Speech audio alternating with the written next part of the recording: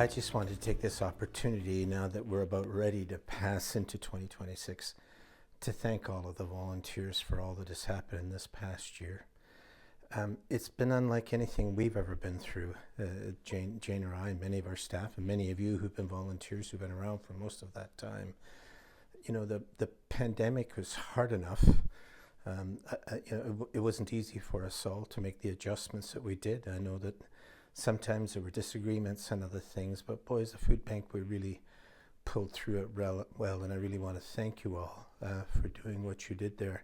It's also true that our volunteer ranks just mushroomed during the pandemic, and there's lots of reasons for that, but I do think one of the main ones was we stayed open, we stayed at the front lines, we stayed in the trenches, we tried to be there not only for our own clients that came, but also for the other agencies and a whole batch of new people that we had not really encountered before, and that was the homeless that had existed now down by the river and in other encampments. We worked with RBC Place and 519 Pursuit to be able to reach those people. But that was something that you all made possible, and I think that's terrific. But now along comes Trump and tariffs and everything is up in the air. We just don't know. And the main challenge of this past year has been the cost of living increase. I track that all the time. In fact, I track it every day. And, you can see ups and downs going all through the year, but food was like this, and it stays like this. And so now at the food bank, we're beginning to see people who before would have come. These are people that are working, or these are seniors that are on fixed pensions. These are families with young children.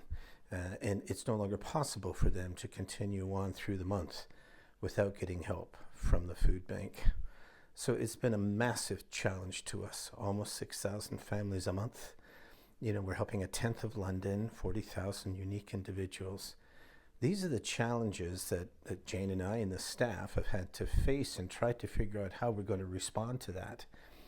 But, think of where we would have been without the volunteers. It would have been hopeless. It could not have been done. And I'm not just saying that. When you consider the vast stretch that the food bank has into the neighborhood, and not just here, but we also serve as a hub for Feed Ontario, which is Ontario's food banks. We serve as a hub for them to get food out from those sources out into the rest of southwestern Ontario. We've done a lot, and I just really want to thank you. For Jane and I, it's been a challenge. Jane has been down at the food bank working with staff and you down there, and it's just been absolutely fantastic what has happened there. And I think my task has been to be out in the community to continue to try to raise funds and to try to raise food. And that's important, but I think it's also about policy. It's about speaking up and saying, look, if we keep moving down this direction, there's no end to it. That there has to be, when you have 1 out of every 3 or 4 kids in London is food insecure, just as the health unit has stated in this last couple of months.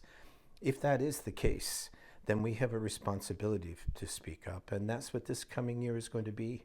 Starting in Thanksgiving, we pivoted as a food bank to start talking about the 2 most vulnerable groups in our community are the youngest being kids and the oldest being seniors. Those numbers are increasing, but those people are also living in increased precarity. It's really, really difficult for them. What society in the world that we would call fair and just would allow that to happen over the period of years? And yet that is what's happening in Canada, and we're distracted right now by tariffs and stuff south of the border and other challenges that we're facing. But the food bank has to lend its voice along with others. We do it with the other food banks in the province.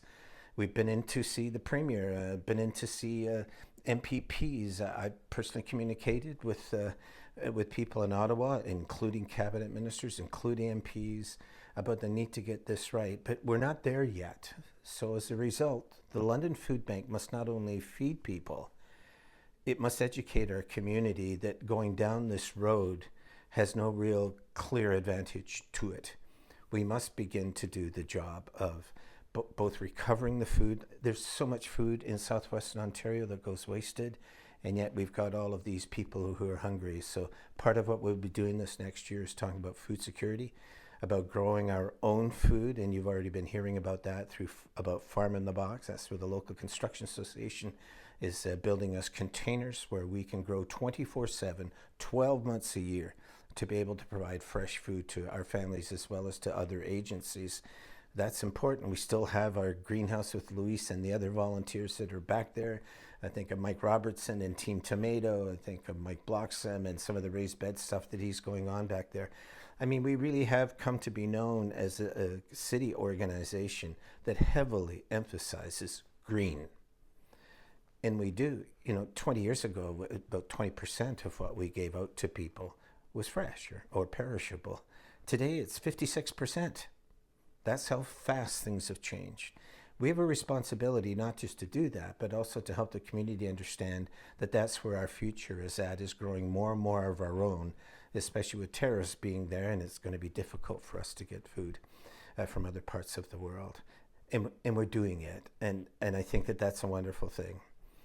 I will say, though, I'm out there speaking a lot with different groups, and probably, if I were to, the number one question that we would be asked, both Jane and I, as we're out there, is what does the future look like? Is it unbearable for you? Are you able to withstand the pressures that you're facing? That's the number one question.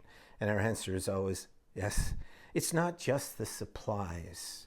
It's not just all the food that has come in or the funds that have helped us to purchase the food. It's the volunteers. It's those people who are able to help us do it. As a food bank, we only have 9 staff. Other food banks our size have 20 or 30. I mean, how is that possible without volunteers? But the second main question we've had, and it's primarily just in this last year, has been, where did you get 4,000 volunteers from? That's a really good question. We didn't go out and recruit them or any of that stuff. I think that they just saw in the London Food Bank a chance for them and their families or their organizations, their churches, their schools, their businesses, whatever, that they were willing to come down and try to help us to get all of these things done.